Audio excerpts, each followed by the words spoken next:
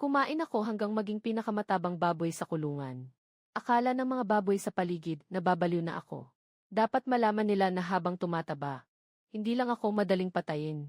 Mas madali rin akong ipadala para magparami. Sobrang masakit iyon kaysa sa mamatay. Ngunit hindi nila alam na nagising ako sa sistema ng pagsipsip at ebolusyon. Sa madaling salita, kumain lang at magiging malakas. Nagsimula akong kumain ng mga pangkaraniwang pagkain mula sa farm. Talagang mabagal, parang pinipiga ang toothpaste. Ngunit ligtas ito. Walang sinuman ang magdududa sa isang baboy na kumakain lang. Ayon sa sistema, ang baboy ay maaaring umabot ng hanggang 1,000 kilo. Akala ko ay madali kong matatapos ang ebolusyon.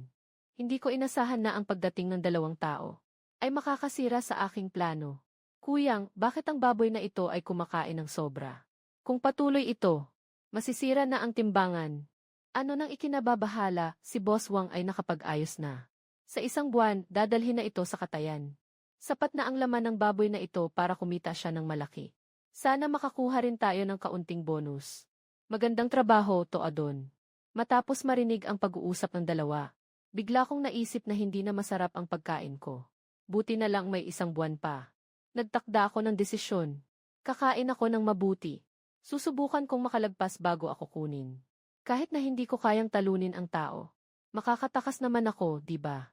Sa susunod na kalahating buwan, pinasimula ko ang mode ng pagkain. Hindi lang ako kumain ng pagkain ng hayop. Kahit ang mga patatas at kalabasa sa sulok ng farm. Pati ang mga piraso ng manto na nahulog ng mga manggagawa, hindi ko pinalampas. Ngunit ang realidad ay nagbigay sa akin ng isang malupit na suntok. Tumingin ako sa panel ng sistema. 520 kilo, lakas 12, liksi 3. Dahil sa palaging pagkain ng mga low-energy na pagkain, hindi gaanong kapansin-pansin ang pagtaas ng mga katangian. Kahit na kumpara sa ibang mga baboy, ako ay parang isang higanting nilalang. Ngunit para makipaglaban sa mga tao, talagang hindi ako kwalipikado. Samantala, nalaman ko rin, habang tumataas ang lakas at katawan ko, lalo ring lumakas ang paningin at pandinig ko. Muling dumating ang matipuno na lalaki kasama ang ilang lalaki. May dalang makapal na tali sa kamay. Mga kapatid, tulungan niyo ako. Ang baboy na ito ay sobrang taba. Mag-ingat ka, huwag mong palalampasin. Nagmamadaling kunin ni Boss Wang. Sabay-sabay silang umatake. Ako'y nagsusumigaw. Sumuntok gamit ang ulo. Sumipa gamit ang mga paa. Pero hindi makayanan ng dami nila. Sa huli, hinila nila ang buntot ko. Hinatak ako mula sa kulungan ng baboy. Nakita ko ang malaking truck na may hawak na bakal na kulungan. Nawala ang aking pag-asa. Sa wakas, ang mga karaniwang maliit na truck ay pwedeng subukan kung makakaligtas sa flip. Ngunit ang ganitong truck na may bakal na kulungan ay talagang nagwasak sa aking pag-asa. Ngunit nang ako'y ipinasok sa truck, nalaman kong hindi pala nakalock ang hawla. Kaya ginamitan ko ng kalawangin na pangsara. Parang iniwanan ako ng pagkakataon para maiwasan ang matuklasan ng tao. Naghintay ako hanggang umalis ang malaking truck sa highway. Bago ko sinimulang itulak ang pangsara gamit ang dila. Bilisan mo pa. Huwag kang mahuli. Malapit nang maitulak ang susi. Biglang huminto sa galaw. Mabilis na tinignan ang paligid. Kailangan kong humanap ng kagubatan o bundok para maiwasan ang pakikipag-away sa tao. At mas angkop sa akin ang mga lugar na bihirang daanan. Doon mas makakabuti ang aking paglago. At naghintay pa ako ng mahigit 40 minuto. Sa wakas, nakita ko na ang layunin. Isang malawak na kagubatan, na walang katapusan ang tanaw. Puno ng mga matatayog na puno. Nakakaramdam ako ng sobrang seguridad. Basta't pumasok lang sa kagubatang ito. Kahit pa 100 ang pumasok, walang makakahanap sa akin. Hindi na nagdadalawang isip. Inilabas ko ang dila ko. Diretso kong tinanggal ang pang-imbak. Bigla kong itinulak ang likod na binti. Gamit ang inersya ng truck, tumalon ako pababa. Sa isang malakas na tunog, matinding tumama ako sa mataas na rehas. Diretso akong bumangga sa railing. Nadulas ako pababa sa matarik na dalisdis. At nahulog sa bangin. Buti na lang hindi ako masyadong mahina. Kaya lang may konting sugat sa harapang binti. May kaunting dugo. Hindi ako nag-atubiling umalis. Natatakot na makita ako ng mga tao sa truck. Mabilis na umakyat mula sa bangin. Panglimpong-limpong pumasok sa kailaliman ng gubat. Naisa nang makahanap ng nakatagong lugar para magpagaling. Ngunit pagkaraan ng ilang hakbang, isang madilim na purpura na halaman ang nakakuha ng aking atensyon. May makakapal na ugat. Berde ang mga dahon. Mukhang hindi pangkaraniwan. Parang yung sinasabi ng mga matatanda sa nayon na purple ginseng. Sinasabing nakakapagpagaling ito. Sakto, nasaktan ang aking harapang binti. Kung lalaklakin ko ito, baka mabilis akong gumaling. At baka madagdagan pa ang aking kakayahan.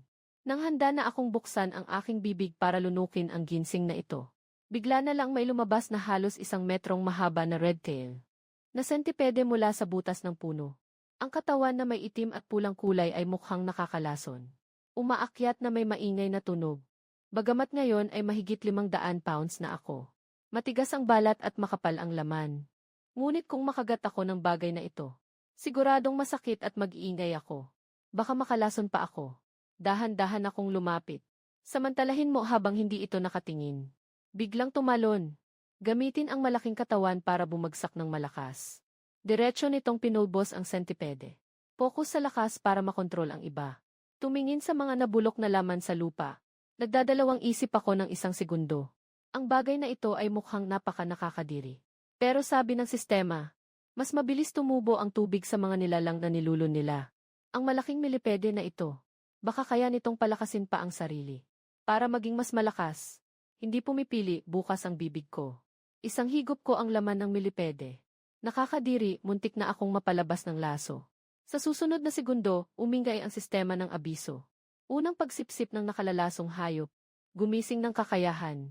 Kakayahang sumipsip ng taho. Ang kakayahang sumipsip ng taho ay maaaring sumipsip ng pagkain ng target mula sa malayo. Malaki ang pagtaas ng kahusayan sa pagsipsip. Kasabay nito, maaari ring kunin ang mga espesyal na katangian ng pagkain. Tulad ng pagtutol sa lason. Nakakuha ng mahina laban sa lason. Kondisyon panandang pandagdag 3. Lakas panandang pandagdag 2. Sistema. Makakapag-ibang anyo ba ako at magigising ang ibang kakayahan? Sa bawat pagkumpleto ng ebolusyon ng host, maaari kang magising ng isang spell.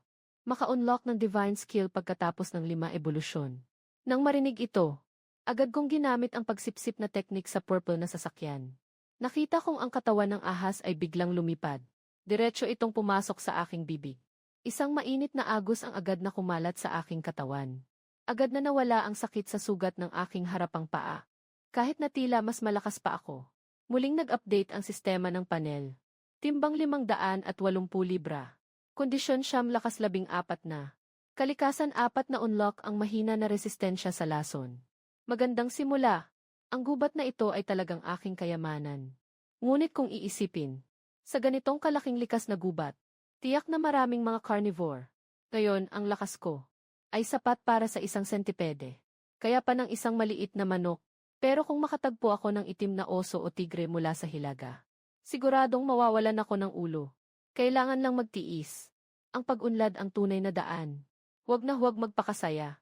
Hindi nagtagal ay nakakita ako ng isang nakatagong yungib. Inamoy ko gamit ang ilong. Walang ibang amoy ng hayop, marahil dahil malapit ito sa kalsadang mabilis. Walang hayop na nagtatangkang lumapit. Komportable akong pumasok sa yungib. Nahiga ako at natulog ng mahimbing. Samantala, sa malalayong dagat, siksik ang hamog. 11 barko ng 3 batalyon ang umuurong. Lahat ay umatras, ulitin. Lahat ay umatras. Sa loob ng silid ng utos ng barko, may isang tao na nagtanong ng may takot. Ano ba talaga ang bagay na ito? Ang init na inilalabas nito ay sobrang nakakabahala. Kung ikukumpara sa init ng lahat ng aming mga barko, para itong alitap-tap laban sa maliwanag na buwan. Hindi ko alam kung ano ito. Pero ang pinsala sa angguo ay tiyak na hindi masukat. Ipadala mo na ang utos ko. Gawing forbidden zone ang lugar na ito. Sa mga susunod na araw, nagsimula na akong mag-mode ng pagkain at tulog. Bawat araw ay hindi ako tumitingin kundi sa pagkain. O natutulog. Wala akong kaalam-alam na may isang krisis. Natahimik na papalapit sa akin. Ilang araw ang lumipas, tiningnan ko ang panel ng sistema. Medyo nag-aalala. Timbang 720 kilo, katawan 18, lakas 28. Sa paligid, ang mga karaniwang ligaw na prutas at gulay ay. Ang pagtaas ng aking katangian ay lumiliit na. Parang patak ng tubig sa dagat. Wala akong magawa kundi lumalim pa sa Black Wind Ridge. Tingnan kung makakahanap ng mas mataas na antas ng pagkain. Naglakad ako ng mga 1 oras. Dumating ako sa tabi ng isang sapa. Nakita kong maraming maliliit na isda ang lumalangway sa tubig. Sinubukan kong gamitin ang pagsipsip sa maliit na isda. Hindi ko inasahan na direktang lilipad ang maliit na isda sa ibabaw ng tubig. Pumasok ito sa aking bibig. Nagdagdag ng isang katangian sa pagsipsip ng isda. Grabe, ang bilis magdagdag ng katangian sa pagkain ng isda. Diretso akong humiga sa tabi ng sapa. Basta may isda na lumalapit, bumubuka lang ako at sumisipsip. Parang kumakain ng merienda lang. Matapos kumain ng ilang dosenang isda, malinaw kong naramdaman ang pagbabago sa aking katawan. Ang maputing balat ay unti-unting naging madilim na kayumanggi. May mga matutulis na pangil na tumubo sa magkabilang gilid ng aking bibig. Ang aking katawan ay umabot na sa halos 3 metro ang haba. Mukha akong nakakatakot. Ang bigat ng aking katawan ay lumampas sa 800 pounds. Matagumpay na nag-evolve sa anyo ng itim na pangil na baboy ramo. Kasalukuyang katangian. Timbang 820 kilo. Kondisyon 35, lakas 55, kabilis 20. Mahinang resistensya sa lason. Pagkatapos mag-evolve sa wild boar, ang epekto ng pagkain ng karaniwang maliliit na isda ay humina. Kailangan kong magpatuloy sa paglalakad sa kailaliman ng gubat. Hindi ako nakalayo. Narinig ko ang mga ungol ng lobo. Sabay-sabay. Mukhang marami sila. Nais ko sanang umiwas. Ngunit nararamdaman ang lakas ko ngayon. Dahan-dahan akong lumapit sa direksyon ng ungol ng lobo. Nang lumapit ako, aba, isang grupo ng mga gray wolf ang umatake. Isang ina na oso at ang kanyang mga anak. Kahit na mapanira ang ina na oso. Pero dahil kasama niya ang mga anak, hindi siya makagalaw ng maayos. Hindi niya magamit ang kanyang buong lakas. Maraming kagat na galing sa mga lobo sa kanyang katawan. Punong-puno ng dugo. Plano kong panoorin na lang sila mag-away. Para makuha ko ang benepisyo. Makikita ang kawawang hitsura ng oso. Talagang kumilos na. Hindi na ako nag-atubili. Ang malaking katawan ay biglang sumugod. Napakabilis ng bilis. Isang salpok na itaboy ang 3 asong gubat. Diretso silang napaluhod at nagdugo. Agad silang namatay. Gamit din ng inabir ang pagkakataon para kumilos. Isang sipa ang pinakawalan niya para mapatay ang isang asong gray na nasa tabi niya. Ang ulo ng pack ng mga lobo ay nakatingin sa akin, sa aking malaking katawan. Punong-puno ng takot ang kanilang mga mata. Humawa siya ng isang malakas na hiyaw. Kasama ang natitirang mga gray na lobo. Mabilis silang pumasok sa kagubatan. Tumingin ng malalim ang inabir sa akin 2 beses. Parang nagpapasalamat. At pagkatapos ay naglalakad na may panghihina, pumasok sa gubat kasama ang mga anak. Tumingin ako sa ilang mga bangkay ng gray wolf sa lupa. Ngumiti ako ng masama. Ito ay isang pagkakataon para sa karanasan. Binuksan ko ang aking bibig at ginamit ang kakayahang sumipsip. At nilunok ang lahat ng gray wolf. Biglang may isang sigaw na narinig mula sa hindi kalayuan sa harapan. Nabigla ako. Agad na nagtago sa likod ng isang malaking puno. Maingat na nagmasid. Ang sigaw ay isang beses lang umalinggaw-ngaw. At wala nang narinig na tunog. May nangyari kaya? Dahil sa aking pag-usisa. Binabagal ko ang takbo. Tahimik na lumapit. Ang napakalaking katawan na 900 kilo ay hindi gumawa ng kahit anong ingay. Ito ang benepisyo ng pagiging mabilis. Dumaan sa malawak na kagubatan. Paglapit ko, natuklasan kong tapos na ang laban. Ngunit nararamdaman kong nandoon lang ang grupo sa unahan. Nagtago ako sa mababang mga palumpong. Patuloy na lumapit. Sa isang bakanteng lupa. Nagliliyab ang apoy. 5 kalalakihang nakasuot ng camouflage ang nakaupo sa paligid. May hawak na mga shotgun. Nasa tabi nila ang ilang malalaking itim na bag. Isa sa mga bag ay may nakalitaw na batik-batik na leopardo. Maingat kong pinakinggan ang kanilang usapan. Sa wakas ay naintindihan ko. Ang grupong ito ay isang grupo ng mga manghuli mula sa ibang bansa, na espesyal na pumupunta sa Black Wind Ridge upang manghuli ng mga bihirang hayop. Ang leopardo kanina ay isa sa kanilang mga target. Sa pagkakataong ito, swerte sila. Isang leopardo, at isang malaking ram na may mga sungay. Pagbalik nila, makakabenta sila ng maganda. Huwag maging kampante, sabi nila may mga hindi kilalang higanting nilalang sa Black Wind Ridge. Ang radar signal kanina ay galing dito sa paligid. Mag-ingat ka, anong ikinakatakot mo? Mayroon tayong shotgun. Kahit elepante, kaya nating pabagsakin. Nang marinig ito, bigla akong nagalit. Nangangahas na manghuli sa aking teritoryo. At sobrang yabang pa. At saka yung mga hayop sa mga itim na bag. Kapag nalunok ko sila, sigurado akong makakamit ko ang pangalawang ebolusyon. Nagpasya akong alisin ang panganib para sa bayan ngayong gabi. Nag-assign ang mga manghuli ng isang tao para magbantay sa gabi. Habang ang natitirang apat ay pumasok sa tent at natulog. Tahimik akong lumapit sa kampo. Nasa 50 metro pa mula sa bantay sa gabi. Hindi na nagtago. Tumakbo ng mabilis. Nakareact ang tagapagbantay. Kinuha ang baril at naghanda na barilin. Nakarating na ako sa harap niya. Isang salpukan, tinamaan siya. Bumagsak siya sa puno. Nawala siya sa ulirat agad. Narinig ng ilang tao sa loob ng tent ang ingay. Agad silang sumiksik palabas. May dalang shotgun. Pumutok sila sa akin. Ngunit ngayon, ang katawan ko ay 45 na. Matibay at makapal. Parang pangangati lang ang tama ng bala sa akin. Tumakbo ako papunta roon. Gamit ang pangil, tinusok. Isang manghuli ng hayop at itinapon. At ginamit ang ulo para sumagasa. Ang isa pang manghuli ng hayop ay nahulog sa pagkakauntog. Ang natitirang dalawa ay natakot at agad na nagtakbuhan. Paano ko sila bibigyan ng pagkakataon? Hinabol ko sila at isa-isa silang sinunggaban. Lahat ay nalutas na. Pagkatapos makumpirma na walang peligro, ako'y nagtungo sa itim na sako. Ang unang sako ay may leopardo. Ang ikalawang sako ay may muflon. Sa ikatlong sako ay nandoon 2 nakahimlay na mga anak na leopardo. Ipagpatuloy ko ang paghahanap ng iba pang mga bagay. Kasalukuyan, kinakailangan ng isang cellphone o kagamitan sa komunikasyon upang makakuha ng impormasyon tungkol sa labas. Sinilip ko ulit ang backpack ng mga manghuli. Maraming bagay sa loob nito. Mga bala ng shotgun at compressed biscuits. At isang journal ng panghuli. Nakarecord dito ang kanilang mga karanasan sa panghuli sa mga nakaraang taon. At ang detalyadong topografiya ng Black Wind Ridge. Kahit na nakalista pa ang tirahan ng maraming bihirang hayop, ako'y labis na natuwa sa tulong ng tala ng topografiya na ito. Sa susunod na pag-unlad sa Black Wind Ridge, hindi na ako kailangang mag-alala na maliligaw pa.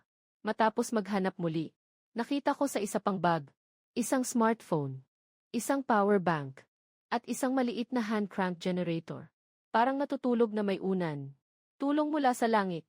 Habang nag-aaral ako ng operasyon ng telepono, dahan-dahang nagising ang 2 kutitap ng leopardo. Nang makita ako, hindi sila tumakbo. Sa halip, yumuko siya at humarang sa harap ng bangkay ng leopardo. Naglabas ng malalim na ungol. Ang itsura niya ay kapwa kaawa-awa at matigas ang ulo. Tumingin ako sa kanila ng mabilis. Nasa isip ko, itong 2 maliit na ito, sama-samang hindi sapat para punan ang puwang ng ngipin. Kahit nalunukin, hindi naman lalaki ang katangian nila. Mas magandang kainin muna ang giant horned sheep. Tingnan natin kung makaka-evolve agad tayo. Hindi na ako magdadalawang isip. Buka ang bibig at tutukan ang giant horned sheep. Ilabas ang feast devouring technique. Dahan-dahang lunukin ang halimaw na ito na may ilang daang kilo. Sa isang higop lang, lunukin ito sa tiyan. Sa susunod na segundo, tutunog ang system alert sound. Sumipsip ng higanting tandok na tupa. Timbang dagdag 50 kilo. Lakas dagdag 5. Puwersa dagdag 50. Kasalukuyang estado. Itim na kayo mangging baboy ramo. Timbang 950 kilo, lakas 100. Lakas 120, kulang pa ng 50 kilo para makapag-evolve. Hindi ko maiiwasang tumingin sa 2 kutitap. Agad na nanginginig ang mga maliit na nilalang.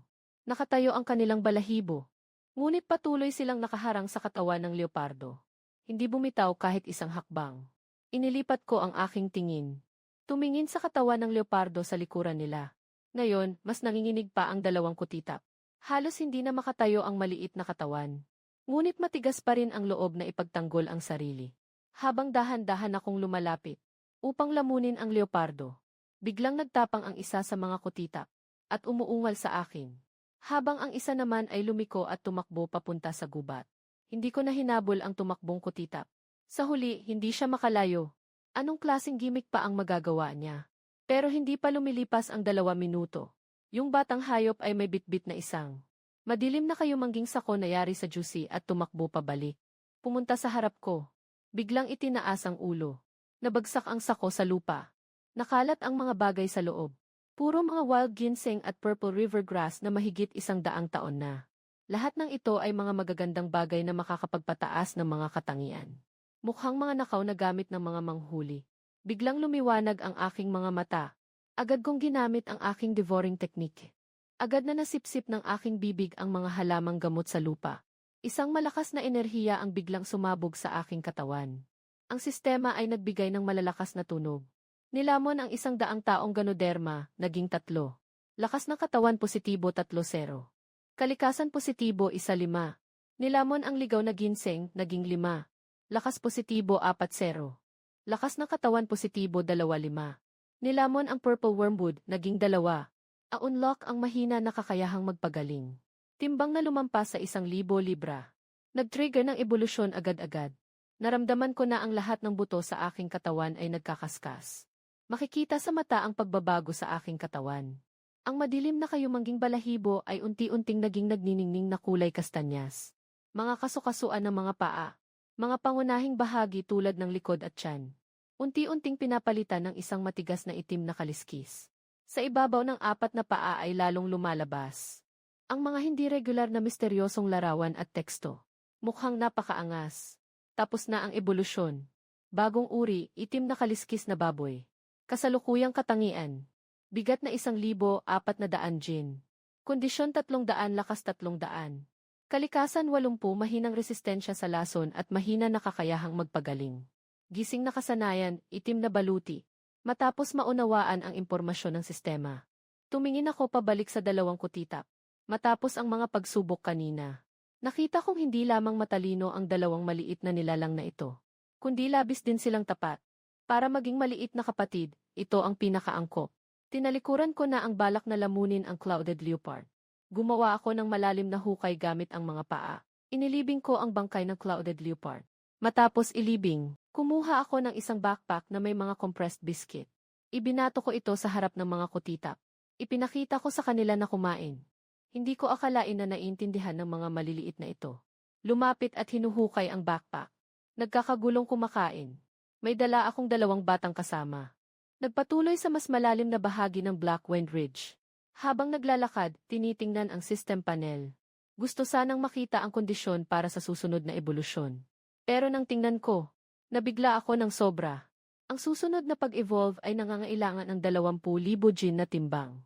Grabe, sobrang taas ng numerong ito. Mas mataas pa ito ng higit 10 beses kaysa sa timbang ko ngayon. Hindi ko mapigilang magreklamo sa isip ko. Sistema, nababaliw ka na ba? Aabutin pa ng kung ilang taon bago ko maabot ito. Reklamo man ay reklamo. Pero kailangan pa ring magpatuloy sa pag-develop. Bigla kong naisip ang mga tala ng pangangaso, na nagtatala ng mga koordinato ng malalaking hayop, na may mga nakatala sa mga malupit na karakter sa kailaliman ng Black Wind Ridge, na tamang-tama para maging aking mobile experience pack. Sa mga susunod na araw, dala ko ang 2 kasama, at naghunting kami ayon sa mga koordinato, at nilamon ang Tibetan antelope, itim na oso, pulang usa at iba pang malalaking hayop. Ang laki at katangian ay mabilis na tumataas. Sa aking libreng oras, nagsusurf ako sa balita gamit ang cellphone. Siyempre, mayroon na tayong power bank at hand crank generator. Hindi na kailangang mag-alala tungkol sa baterya. Habang nagbabasa, isang balita ang agad na nagpaupo sa akin ng tuwid. Mabilis na balita. Taishan, Huashan, Emi-shan. Ang King Cheng Shan ay sabay-sabay na nagbukas ng pagtanggap ng mga disipulo. Kailangan ng bachelor's degree o mas mataas. Ang mga may pambihirang kakayahan ay maaaring hindi isaalang-alang ang kinakailangang antas ng edukasyon. Ito ay nagbigay inspirasyon sa akin. Kailan nagkaroon ng ganitong institusyon sa China? Ngayon, kahit ang antas ng pagsasanay ay naipahayag na, hindi ko maiwasang tumaas ang ulo sa langit. Parang totoo nang malapit nang mangyari ang inaasahan kong pagbabago. At ngayon, kulang pa rin ang 100,000 milya bago ang susunod na ebolusyon. Kailangan naming pabilisin ang pag-unlad. Kung hindi, pagdating ng pagbabago, paano pa ako makakaligtas? Agad kong ginamit ang ulo ko para itulak ang 2 supling. Ipinapakita ko sa kanila na magmadali sila. Tungo sa timog na bahagi ng Black Wind Ridge, 3 kaming naglalakad ng masaya sa gubat, na may prinsipyo ng kumain ng kahit ano. At huwag sayangin. Ang timbang ko ay tumaas ng 3,000 pounds sa loob lamang ng 5 araw. Ang haba ay umabot sa 5 metro. Ang taas ay halos 2 metro. Ang lakas at pisikal na kondisyon ay dumoble rin. Tamang-tama, isang maliit na tangke sa lupa. Muling lumamon ng ilang usa. Huminto kami sa tabi ng isang malinaw na lawa. Ang 2 kutitap ay naglalaro na. Hindi na naghintay sa akin. Agad silang tumalon sa tubig at naglaro. Nag-splash ng tubig sa paligid. Wala na akong oras para alagaan sila. Nakahandusay sa damuhan sa tabi ng lawa. Nagpapahinga sa araw at tulog ng malalim. Matagal na akong nagsasawa sa walang tigil na pagkain at pangangaso. Sobrang pagod na ako. Pero hindi ko inakalang na ang tulog na ito ay halos magwakas sa akin dito. Biglang may malakas na sigaw na nagising sa akin. Bigla akong bumangon ng matulin. Nakakita ako ng isang napakalaking itim na ahas ng tubig, na dahan-dahang umaakyat mula sa lawa. Ang ahas na ito ay mahigit 12 metro ang haba. Kasing taba ng isang timba. Kalahating katawan nito ay nakatago pa sa tubig. Ang malamig na mga mata nito ay nakatitig sa akin. Agad akong nagpasimula ng pagsugod. Ang napakalaking katawan nito ay humahampas sa hangin patungo sa lawa. Ngunit sa pagdapo ko sa tabi ng lawa, madali akong naiwasan ng unggoy sa tubig. Doon ko lang naisip na ang tubig sa tabi ng lawa at ang hadlang sa tubig ay lubos na nagpabagal sa akin. Samantalang ang unggoy sa tubig ay parang isda sa dagat, na hindi naapektuhan. Hindi ko pa naiaayos ang aking posisyon. Ang makapal na buntot ng tubig na unggoy ay biglang pinalo ako. Sa isang malakas na tunog, napaalis ako at lumipad. Matinding bumagsak ako sa tubig. Nakita ng dalawang sanggol na unggoy na nahulog ako sa tubig. Agad silang nag-alala. Kahit na delikado, tumakbo sila at kinagat ang buntot ng tubig na unggoy. Ang kilos na ito ay lubos na nagalit sa tubig na unggoy. Ito ay mabilis na lumalangway patungo sa pampang. Sa sandaling ang ulo ng tubig unggoy ay umabot sa pampang. Bigla akong sumulpot mula sa tubig. Inactivate ko ang Black Armor skill. Agad na natakpan ng kaliskis ang aking katawan. Ang kulay kayumangging balahibo ay nagliyab ng nag-aapoy na apoy. Ito ang nakatagong epekto ng Black Armor. Sa oras ng panganib, maaaring matrigger ang apoy. Biglang tumaas ang lakas ng katawan ng doble o higit pa. Hinawakan ko ang buntot ng water python. Ginamit ko ang buong lakas ko. Matinding itinulak ito sa damuhan sa baybayin. Ding! Nadulas ang water python at nalito. Samantala, sinamantala ko ang pagkakataon.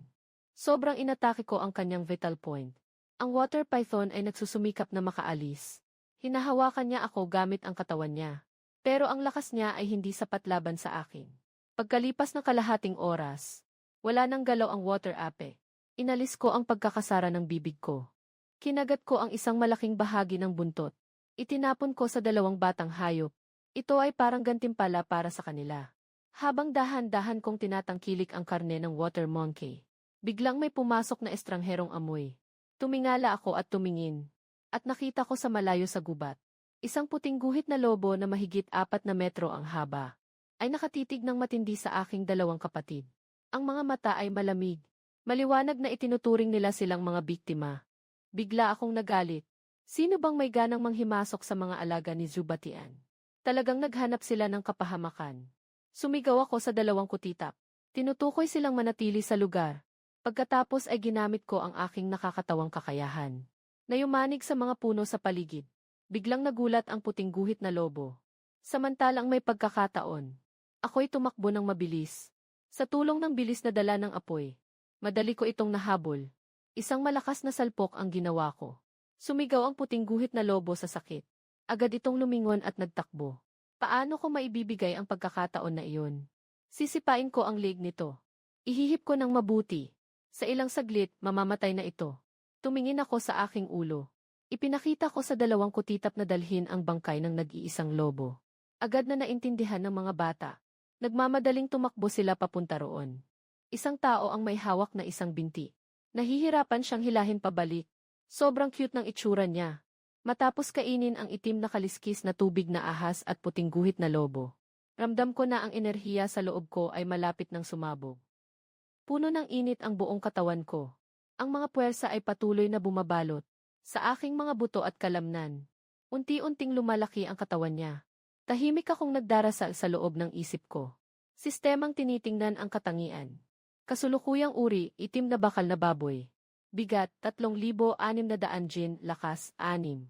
Kalusugan, 550, bilis, 150, kasanayan. May dalang apoy na may itim na bakal. Nakakatawang matinding banggaan.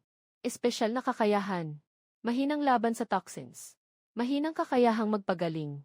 Tumingin sa mga katangian sa panel. Nakangiti akong tumango. Kahit malayo pa sa layunin ng ebolusyon na 20,000 pounds. Pero kahit papaano, kapansin-pansin ang progreso. Nagdahilan ako ng isang hikbi. Muli akong humiga at natulog ng mahimbing. Nakatagilid ang dalawang kutitap sa aking tabi. Mabilis kaming nakatulog, at habang kami ay mahimbing na natutulog. Sa malayo sa Blackwind Ridge, isang matinding labanan ang nagaganap. Dito ito tinatawag ng mga tao na bawal na lugar.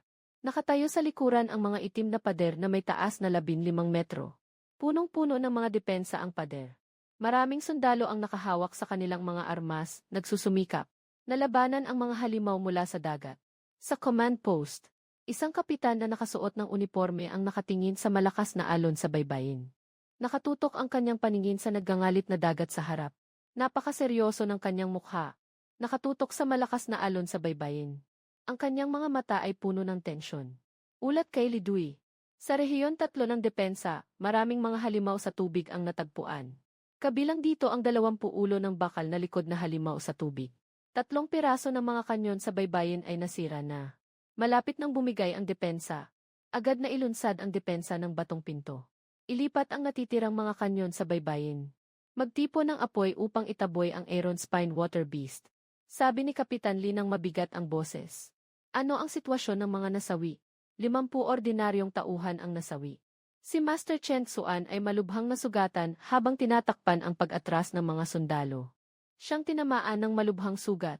Si Director Zhang ay nag-iisa na natalo ang isang Aaron Spine Water Beast. Naiintindihan ko. Magpatuloy sa mahigpit na pagbabantay. Huwag hayaan na makalusot ang kahit isang halimaw.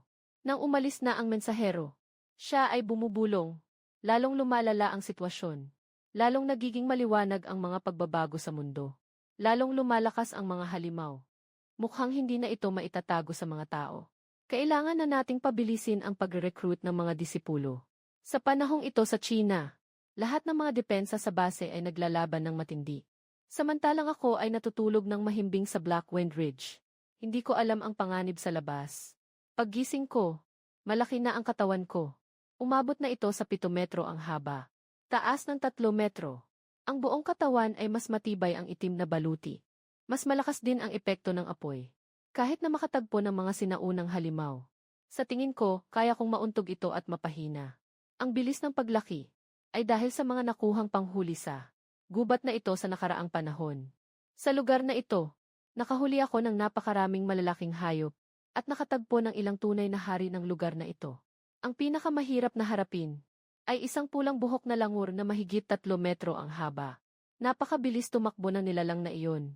At gumagamit pa ng mga baging para sa ambush. Napakaagil nito, hindi ka panipaniwala. Madalas kong muntik ng maagaw ang 2 batang kasama ko.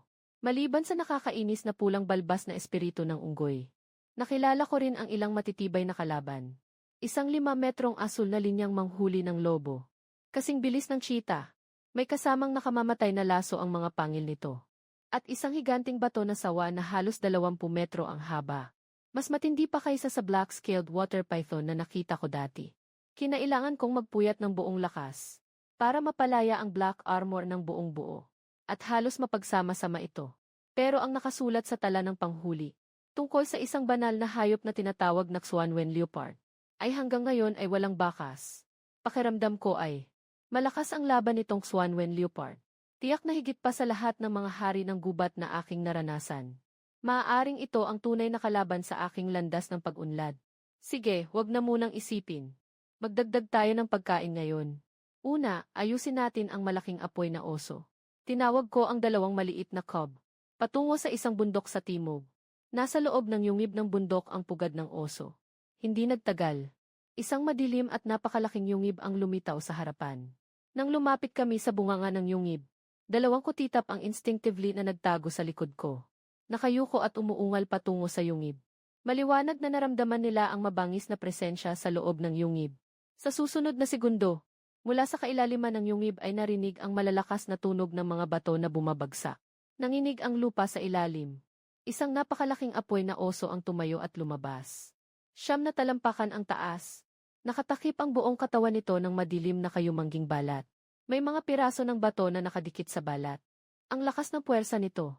Mas malakas ito kaysa sa anumang halimaw na nakita ko dati. Ano bang kinakain ng halimaw na ito para lumaki ng ganito? Kahit na magkapareho kami ng laki. Pero kapag tumayo siya, mas mukhang matapang kaysa sa akin. Diretsong sumugod siya at sumigaw ng galit. Malinaw na nakilala niya ako. Sa totoo lang, dati. Nakipagbakbakan na kami minsan.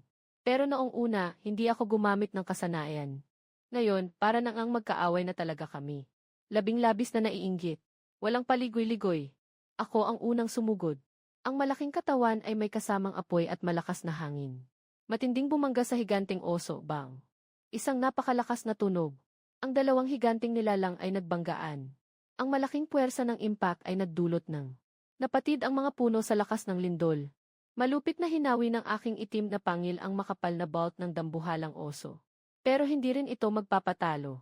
Malakas na pinukol ang dambuhalang kamay ng oso ang balikat ko. Kahit may black armor pa ako. Naduling din ako sa pagtama nito. May marahang sakit na dumaan sa balikat ko. Rumbling, isang matinding banggaan na naman. Sa pagkakataong ito, ginamit ko ang puwersa. Para pilit na mapaatras ang dambuhalang oso. Sa huli, malakas siyang bumagsak sa lupa. Nagbuga ng alikabok. Pero ang dambuhalang oso na ito, matibay ang balat at makapal ang karne. Napakalakas ng resistensya sa tama. Agad siyang bumangon mula sa lupa. Ipinalo ang ulo niya. Muling sumugod sa akin. Lumiko ako upang umiwas. Ang pawis ng oso ay tumama sa lupa. Diretsong lumikha ng malaking hukay. Kahit na mas mataas ang depensa ko kaysa sa malaking oso. Pero ang lakas niya ay talagang nakakamangha. Kung magpapatuloy pa tayo ng ganito, hindi lang nasasayang ang oras.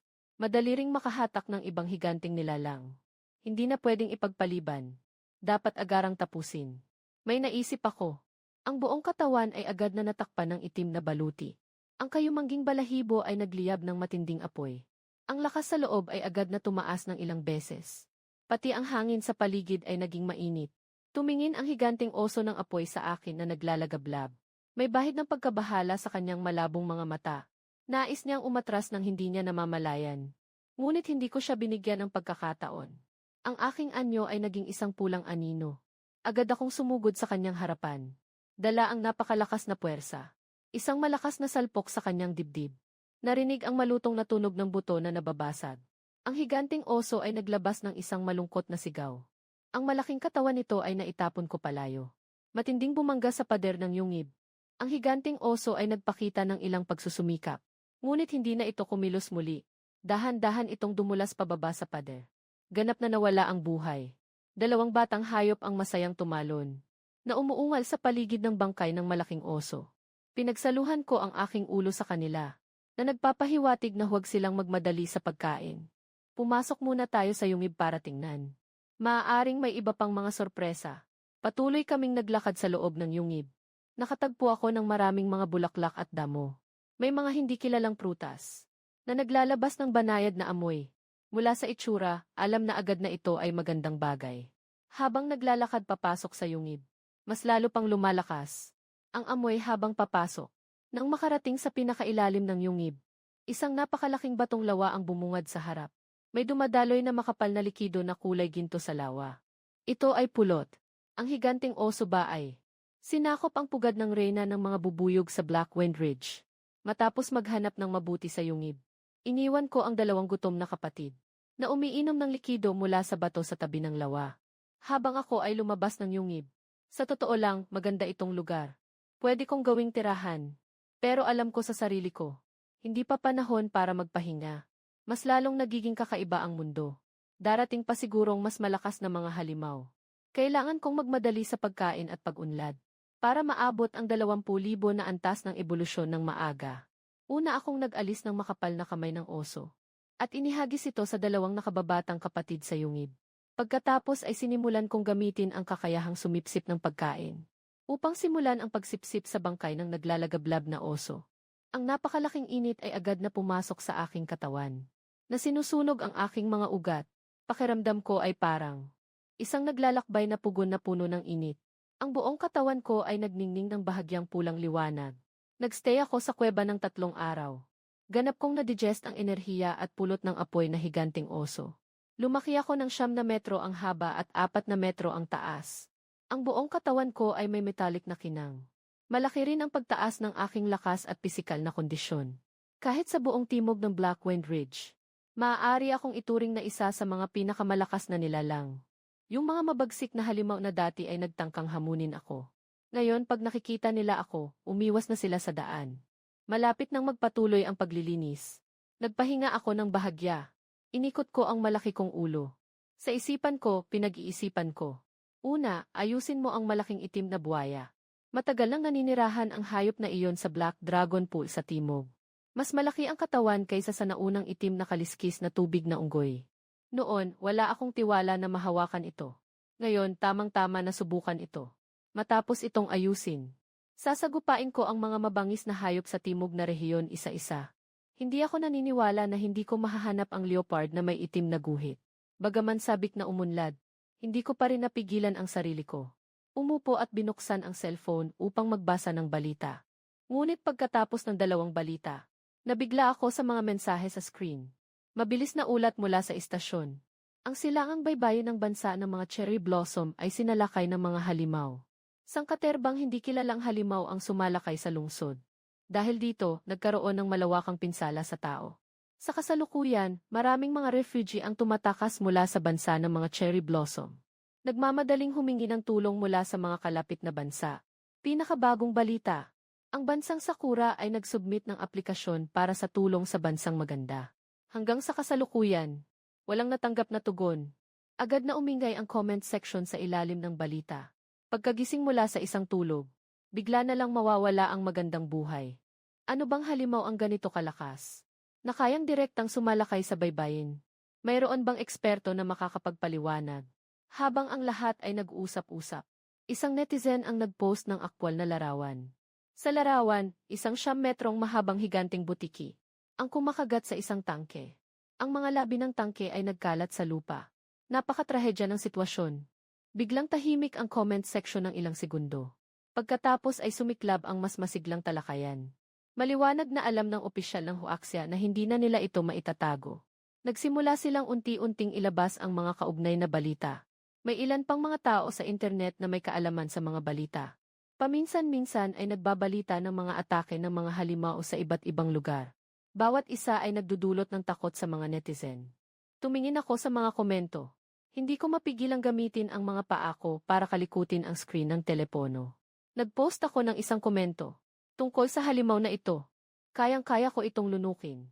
Hindi nito kakayanin ang isang salpok ko. Hindi ko inasahan na sa loob lang ng ilang minuto ay maraming netizen ang tumutol sa akin. Bumubula pero walang draft. Ang guro ko ay estudyante ng Bundok Fangkun. Napakataas ng kanyang kakayahan. Isang palo lang, hindi kayang patayin ang butiki na ito. Anong halaga nito? Huwag mo siyang pansinin, marahil ay natatakot at naguguluhan na. Naghahanap ng atensyon online. Ikaw sa itaas, handa ka bang ilantad ang pagkakakilanlan ng iyong guro? Hindi ka ba natatakot na babalik siya at paparusahan ka? Ano nang ikinakatakot ko, hindi naman naglalaro sa internet ang guro ko. Wala siyang kaalam-alam kung sino ako. Habang tinitingnan ang mga komento, hindi ko maiwasang umiti ng maluwag. Ang lakas ng kuya. Hindi ito kayang isipin ng mga karaniwang tao tulad ninyo. Kumuha ako ng litrato ng aking mga kamay at ipinost ito. Mas malaki pa ang kuko kaysa sa baso. Nagniningning ang itim na kabibe. Kaya mas naging excited pa ang mga netizens. Pwede bang mag-effort ang nagpa-edit? Kitang-kita na gawa-gawa ang kuko na ito. Haha, sobrang baliw na nitong tao. Akala pa naman peke ang baboy na kuko na pang monster. Ayoko nang makipagtalo sa kanila. Isara ang komento. Ngunit lalo akong nakakaramdam ng pangangailangan. Ang higanting butiki sa balita ay kasing lakas ng dati ng higanting oso ng apoy. At mukhang mayroon pang mas malalakas na halimaw na patuloy na lumalabas. Kailangan kong pabilisin ang aking ebolusyon. Kung hindi, kapag dumating ang mas nakakatakot na halimaw sa Blackwind Ridge, kahit na ako ang Panginoon ng Timog na Lupa, hindi ko pa rin tiyak na makakaiwas. Sa susunod na 3 araw, hindi ako nagpatumpik-tumpik. Kasama ang 2 kaibigan, nagsimula kaming magwawasak ng todo. Karamihan sa mga mabagsik na hayop sa Timog na Lupa ay nakain ko na. Kahit na ito ay isang malaki at mabagsik na buwaya sa tubig. O ang mga asong lupain na may berdeng marka sa baybayin. O kaya ay ang malaking buntot na sambarilong sa kagubatan. Basta't mahawakan ko lang. Lahat ay magiging pagkain ko. Sa panahong ito, kakaunti pa lang ang nakakaalam. Sabi-sabi tungkol sa pagbabalik ng espiritu ay laganap. Maraming balita tungkol sa mga nag-aaral at mga halimaw. Tumingin ako sa aking 2 maliit na kasama. Ngayon ang kanilang haba ay lumampas na sa 2 metro. Ang kanilang lakas ay tumaas din ng malaki. Ngayon ako, Ang haba ko ay umabot na sa 11 metro. Ang taas ay malapit sa 5 metro. Ang buong katawan ay may itim na baluti na kasing tigas ng bakal. Sa ilalim ng apoy, ang lakas ay talagang nakakatakot. Tiyak na ako ang pinakamakapangyarihang pinuno sa timog ng Black Wind Ridge. Kahit yung nakakainis na pulang buhok na unggoy. Ngayon, kapag nakita ako, natatakot na at umiihi sa sarili. Hindi na nagtatangkang makipag-ugnayan. Halos naubos ko na ang mga mabangis na hayop sa timog. Wala nang saysay kung maghihintay pa ako dito. Inalog ko ang aking ulo. Tumingin ako sa direksyon ng dalampasigan. Narinig ko na maraming mga halimaw sa tubig ang lumitaw sa dalampasigan kamakailan. At yung mga malalaking buwaya rin. Malakas at matindi ang lakas nila. Saktong sasama na lang ako para makisaya. Sabay kumain ng marami, para makamit ang mas mabilis na pag-unlad. Pagkatapos nito, dadalhin ko na ang 2 kasama ko. Patungo sa baybayin sa timog ng Black Wind Ridge. Ang baybayin ng Southern Forest ay paikot-ikot.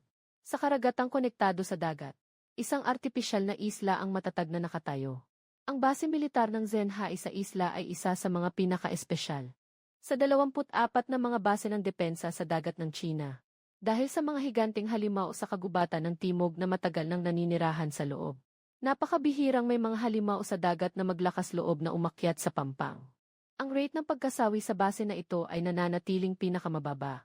Ang isla ay puno ng mga bagong uri ng phased array radar at coastal artillery. Ang mga sundalo ay madalas na nasa kalahating estado ng alerto.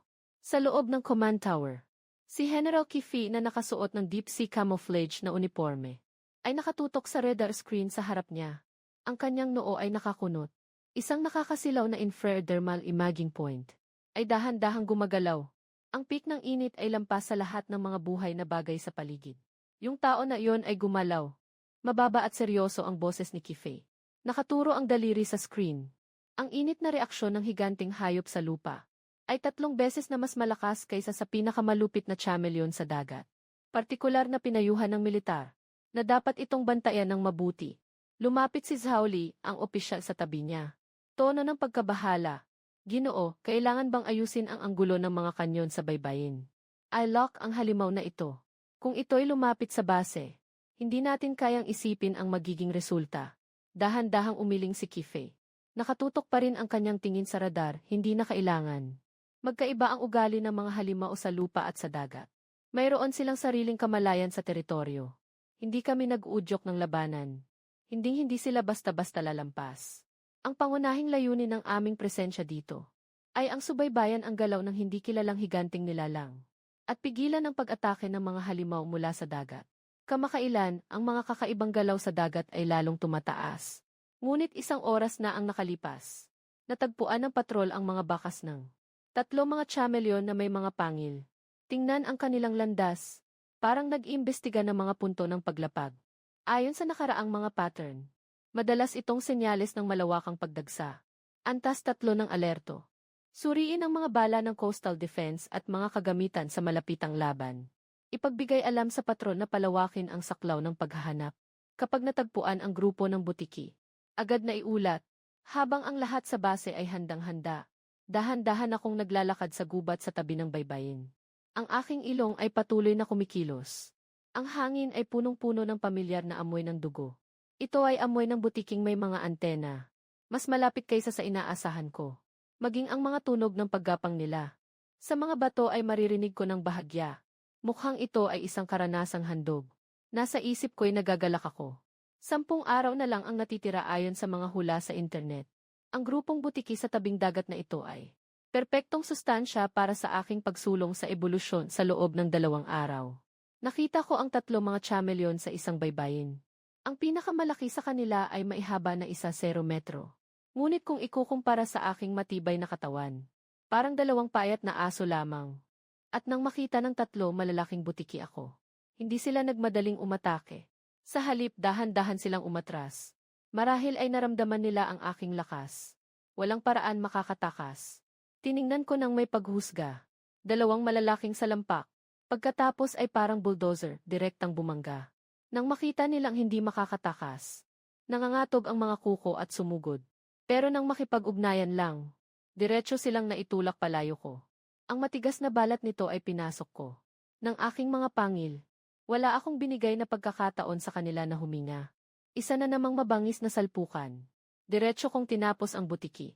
Ang eksenang ito ay malinaw na nahuli ng surveillance ng command tower ng base. Tumingin si Kifi sa mga larawan sa screen. Biglang lumiit ang mga pupil. Punong-puno ng takot ang mukha. Ang tatlong lizard na ito. Lahat ay higit sa 9 metro ang haba. Lalo na yung pinakamalaki. Siguradong nasa pinakatuktok ng steel bondrium ang lakas. Kahit ang pinakamagaling naming mandirigma sa base. Maaaring hindi kayang labanan ng mag-isa ang isang ito. Ang baboy ramong ito ay napakadaling napatay. Mabilis na kinuha ni Zhaoli ang radar data. Sa seryosong tono, nagulat siya sa general. Ayon sa thermal imaging analysis, ang enerhiya sa loob ng baboy ramong ito ay labis na nakakatakot. Hindi natin matukoy ng eksakto ang antas nito. Sa konserbatibong pagtataya, hindi bababa sa ika-6 na antas ng resonance. Maaaring mas mataas pa nga. Mabilis na inilabas ni Zhaoli ang radar data. Sa seryosong tono, nag-report ang general. Batay sa thermal imaging analysis, napakalakas ng energy reserves ng baboy ramo na ito sa loob. Hindi namin matukoy ng eksakto ang antas nito. Sa konserbatibong pagtataya, nasa higit sa ika-6 na antas ng sensory realm. Maaaring umabot pa ito sa threshold ng upper third realm. Huminga ng malalim si Kifei. Dahan-dahan ang pag-uga ng mga daliri. Ikatlong antas. Iyan ay kapantay ng mga lider ng mga tanyag na bundok.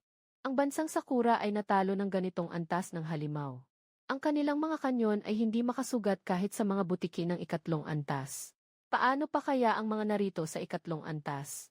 Ang baboy ramo na ito ba ay kasing antas ng hari ng mga butiki sa kalaliman ng dagat? Hindi ko alam ang kaguluhan sa base. Hinahatak ang tatlong patay na butiki pabalik sa yungib. Agad kong sinimulan ang pagsipsip ng enerhiya. Ang mainit na enerhiya ay dumadaloy sa aking lalamunan. Ang buong katawan ko ay nakaramdam ng isang masarap na kiliti. Ang aking laki at katangian ay patuloy na umuunlad. Habang ako'y lumalakas, hindi ko maiwasang tingnan ang dalawang kasama ko sa tabi. Mula ngayon, tatawagin ko kayong Leopard 1 at Leopard 2. Ang dalawang leopardo ay tila naintindihan at tumango. Pagkatapos, hindi ko napigilan ang sarili kong magalit. Kanina, okay naman ang ipinakita ni Leopard 1. Alam niyang umatake ng kusa. Leopard 2, sobrang pangit mo. Nagtatago ka pa sa likuran. Kung gagawin mo ulit yan, wala ka ng bahagi dito. Leopard 2 ay nakababa ang ulo. Humuni ng 2 beses ng mahina. Parang nagsusumamo. Inilingon ko ang ulo ko. At nagpatuloy ako. Sundin mo lang ako ng maayos. Kapag nakarating kayo ng 5 metro ang haba. Sa ganitong klase ng butiki, maaari niyong ayusin ito ng mag-isa. Suriin ang mga katangian ng sistema. Uri, itim na balat na baboy. Timbang, 12,500 kilo. Lakas, 1,280 puntos. Kondisyon, 1,150 puntos. Kasanayan, taho ng malalaking bibig, itim na balat na nakakatawang malakas. Sa mga susunod na araw, tuwing araw, dala ko si Leopard 1 at Leopard 2. Patungo sa baybayin para manghuli ng mga iguana. Lalong nagiging magkaisa ang kanilang pagtutulungan. Si Leopard 1 ang responsable sa paghadlang. Si Leopard 2 ang responsable sa pag-atake mula sa likod. Kahit hindi pa rin sila makalaban ng mga mataas na antas na iguana. Pero nakakatulong na rin sila sa pagbawas ng pressure sa akin. At ang mga sundalo sa base ng Zenhai. Araw-araw, nasasaksihan ng mga monitor ang aking kakayahan. Mula sa pagpatay ng 4 na piraso araw-araw. Hanggang sa kalaunan ay nakakapagpatay na ng 6 na piraso araw-araw. Kahit na kayang-kaya kong lutasin ang mga gobyernong higit sa 11 metro ang haba na butiki. Sa araw na iyon, tinanong ni General Kifei ang mensahero kung ilang piraso ang napatay niya ngayon. Agad na nagulat ang mensahero sa general. Nakatagpo ang hari ng mga baboy ramo ng 6 na mga chameleon na may mga pangil. Kabilang dito ang 2 na lampas sa 11 metro ang haba. Nakarating sa unang bahagi ng mid-third realm ang lakas niya. Kakaunti ang ginamit niyang oras para mapatay ang 2. Nakangiti si Kifei ng bahagya. Punong-puno ng damdamin ang kanyang mga mata. Talagang isang nakakatakot na dambuhalang hayop. Itinakda na siya bilang pangunahing target ng buong rehiyon. Sinadya pa talagang ipaalala sa atin na huwag itong saktan. Mas mabuti kung susubukan nating makipag-ugnayan dito. Kung makakapagpatulong ito sa atin na bantayan ang baybayin, makakabawas tayo ng maraming pressure. Si Zhaoli sa tabi ay agad na nagsalita, General. Sa tingin ko ay maaari nating subukang makipag-ugnayan dito. Iba ito sa ibang mga halimaw. Hindi lamang hindi ito umaatake sa mga tao, kundi espesyal na hinuhuli ang mga chameleon na nagdudulot ng panganib sa atin. At nag-ampon pa ng dalawang maliit na hayop. Makikita mo, may sarili itong kamalayan. Hindi ito ang uri ng halimaw na marunong lamang pumatay. Yumaling si Kifi. Hindi pa tamang panahon. Napakalakas ng baboy ramo na ito. Hindi natin ito kayang kontrolin. Huwag tayong makialam.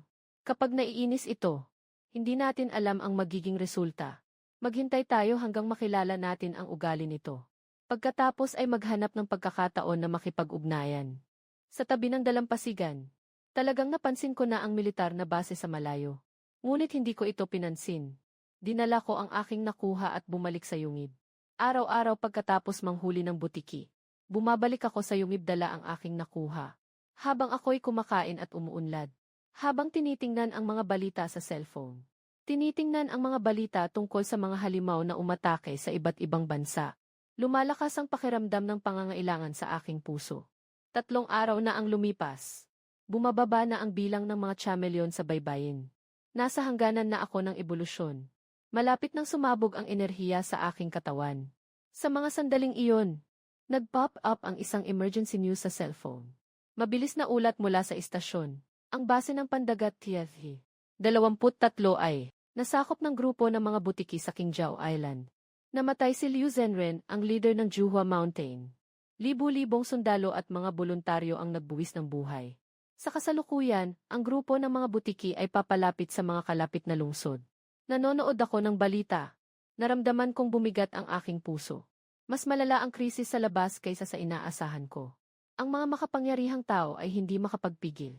Sa grupo ng mga butiki mula sa 3 antas, mukhang pagkatapos ng paglikha ng mundo. Ang lakas ng mga halimaw ay patuloy na tataas. Kailangan kong pabilisin ang aking ebolusyon upang makapanatili sa mga darating na panganib. Habang ako'y nag-iisip, biglang lumindol ng malakas ang lupa. Isang napakalaking espiritu ang sumabog mula sa ilalim ng lupa. Ang agos ng hangin sa paligid ay nag-uumapaw at nag-ugpong. Nabuo ang mga nakikitang vortex ng espiritu. Nagsimula ang paglikha ng mundo. Sa wakas, dumating na ang pagbabalik ng espiritu. Ang aking kakayahang sumipsip ng espiritu ay kusang umikot. Ang espiritu sa paligid ay dumagsa sa aking katawan tulad ng alon. Hinuhugasan ang aking mga ugat at buto. Ang enerhiyang halos umaapaw ay biglang nagliyab. Si Leopard 1 at Leopard 2 ay nakalupot din sa aking tabi. Nagsusumamo ng espiritual na enerhiya. Ang kanilang mga katawan ay lumalakas sa bilis na nakikita ng mata. Ang kanilang balahibo ay naging mas makintab. Ang buong China at maging ang buong mundo ay nagbabago ng labis. At sa walang katapusang kalaliman ng dagat, may isang malaking pulo. Ang espiritu dito ay nagtipon at naging isang buhawi. Ilang malalaking halimaw ang nakatayo sa pulo, na nagbigay ng malalakas na sigaw. Ang kanilang mga anyo ay nakatayo sa ilalim ng malaking bagyo. Sabay-sabay na unti-unting nagbabago. Samantala, nagkaroon ng matinding pagbabago sa buong mundo. Nagsasama-sama ang espiritu sa mga sikat na bundok ng China. Maraming nagmumulat ng kanilang kakayahan. Sa ilalim ng dagat, sa isang lihim na dambuhalang isla, bumubuo ang espiritu ng isang napakataas na bagyong paikot-ikot. May ilang dambuhalang nilalang na nakatayo sa gitna ng bagyo. Nagpapalabas ng malakas na sigaw ng galit. Pinakapansin-pansin ay ang isang halimaw na may habang halos 60 metro. May banayad na ningning ng mga bituin sa kanyang katawan. May matalim at malupit na mata. Ito ang hari ng mga salamangkang nagwasak sa depensa ng ilang bansa. Ang bagyong espiritu ay tumagal ng 3 araw at 3 gabi. Naapektuhan ang buong mundo sa kuryente at komunikasyon. Ang ilang mahihinang bansa ay direktang naapektuhan ng espiritu. Ang bagyo at ang mga halimaw na sumalakay ay winasak at tuluyang nawala sa mapa, habang ako ay pinapalakas ng espiritu ng hangin. Matagumpay na nakamit ko ang pag-angat. Natapos ang ebolusyon. Matagumpay na nakamit ko ang pag-angat. Natapos ang ebolusyon. Pagkalipas ng 3 araw, sa kuweba sa Blue Jade Forest, 2 leopardo na mahigit 5 metro ang haba, ay nakayakap sa isang dambuhalang hayop na 15 metro ang haba, na mahimbing na natutulog. Dahan-dahan kong binuksan ang aking mga mata. Inalog ko ang alikabok sa aking katawan. Isang napakalakas na pakiramdam ng kapangyarihan ang bumalot sa akin. Ngayon, ako ay higit sa 6 na metro ang taas. Ang dati kong itim na baluti ay naging nagniningning na gintong baluti. Sa ilalim ng sinag ng araw na tumatago sa mga bitak ng yungib, ay naglalabas ng banayad na liwanag ng ginto. Ang pulang balahibo ay sumasalamin sa gintong baluti. Wala na ang dati nitong anyo bilang matabang bata. Sa halip, nagdadala ito ng otoridad ng isang banal na hayop. Ito ba ang kapangyarihan ng muling pagsilang ng espiritu? Hindi ko maiwasang magtaka. Bahagyang kumilos ang mga paa. Isang mainit na enerhiya ang nagsama-sama sa dulo ng daliri ko. Puno ng lakas ang buong katawan ko. Sinubukan kong gamitin ang bagong kakayahan na nagising. Nagbuga ako ng isang piraso ng banayad na gintong apoy mula sa bibig ko. Ang apoy ay bumagsak sa isang bato sa tabi. Biglang natunaw ang matigas na bato. Nakakamangha ang lakas nito. Sistema, tingnan ang katangian. Uri ng Golden Armored Pig. Timbang 25,000 Jin. Lakas 2,500 puntos. Kondisyon 2,400 puntos kasanayan. Tao Tai Devouring Technique, Golden Armored Glazed Fire Ambush. Talaga, ang Black Armored ay umakyat sa Golden Armored. At nagkaroon pa ng Glazed Fire na makapangyarihang kasanayan. Tumaas ang lakas ng higit sa isang antas. Subukan mong lumabas at gamitin ang bagong kasanayan. Ako si Weki Leopard 1 at Leopard 2. Dinala ko sila papunta sa baybayin. Ngunit nang malapit na kami sa baybayin, biglang narinig namin ang malakas na tunog ng baril. At sigaw ng mga sundalo. Punong-puno ng usok ng baril at amoy ng dugo ang hangin. Pinabilis ko ang takbo ko. Nakatago sa likod ng isang malaking bato. Tumingin sa pinagmulan ng ingay. Nakikita ang mga baril ng panlaban sa baybayin sa base ng Zenhai na malakas na nagpapaputok. Ang mga bala ay bumaba sa isang grupo ng mga halimaw na may mga tentacles. Ngunit tanging maliliit na sugat lang ang naiwan. Maihigit sa 10 halimaw na ito. Ang pinuno ay maihabang hanggang 20 metro. Nakasuot ng malamig na itim na kalasag. Ang mga bala ay tumama sa itaas. Walang kahit na anong bakas na maiiwan. Ito ay ang pinuno ng butiki sa tuktok ng 3 antas. Sa loob ng base, si General Kifi ay may seryosong mukha. Naglalabas ng aura ng 9 na antas ng espiritu ng Marshal. Matapos ang muling pagsibol ng espiritu, siya rin ay matagumpay na nakalagpas sa antas. May 5 bagong tauhan ang nadagdag sa ilalim niya. Lahat ay nasa Iron Skin Realm, 8th rank. 2 malakas na nasa Steelbone Realm, 7th rank. Pero kahit harapin ang mga malalakas na lizard na ito, parang hindi pa rin sila sapat. Ang leader ng lizard, nasa loob lang ng 50 metro mula sa base. Limitado na ang lakas ng Coastal Defense Gun. Kung magpapatuloy pa ito, matutulak na ang depensa ng base sa pagbagsak. Nagmamadaling ulat ng opisyal. Si Kife ay kumagat ng kanyang labi at malalim na nagsalita. Lahat ay maghanda para sa labanan. Panatilihin ang depensa ng base, kahit na hanggang sa huling tao. Hindi dapat pahintulutang makalusot ang butiki. Alam niyang mabuti. Ang butiking 20 metro ang haba. Kahit na ang isang malakas na tao sa antas ng 6 na uri ng pakiramdam, ay hindi tiyak na mananalo. At ang tanging dalubhasa sa pakiramdam sa base, ay ang master ko na nasa pagmumuni-muni, na patuloy pa ring nagmumuni-muni. Habang ang mga sundalo ay maihawak na mga armas at handang sumugod upang makipaglaban sa mga butiki. Biglang may lumitaw na gintong anyo. Sa likod ng base, isang bundok ang tumalon. Hawak ang isang bilog na gintong gulong. Ang gintong gulong ay may kasamang malakas na hangin.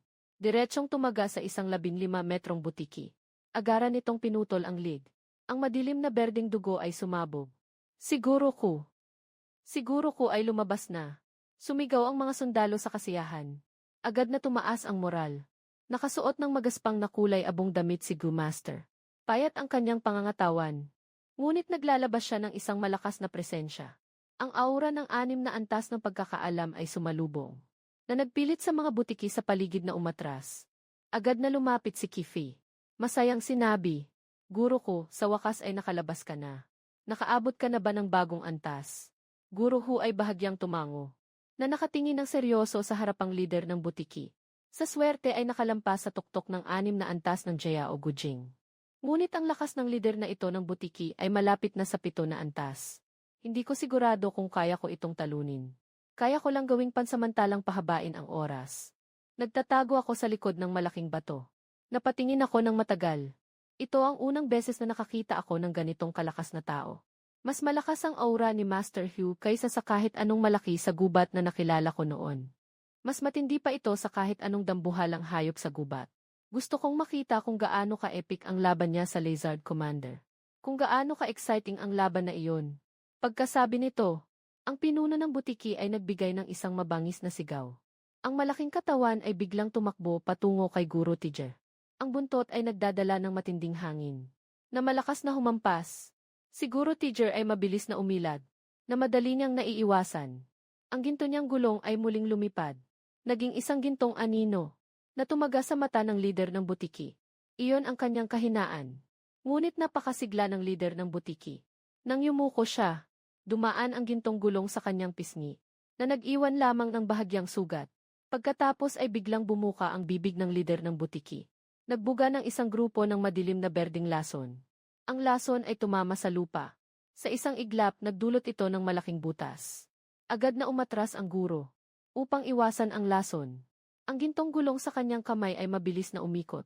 Bumuo ng isang gintong hadlang, na humarang sa kasunod na atake ng pinuno ng butiki. Nagtunggali ang dalawa sa mahigit 10 round. Unti-unting nahulog sa alanganin si Guro Gu. May ilang sugat na siyang natamo. Naging magulo na rin ang kanyang paghinga.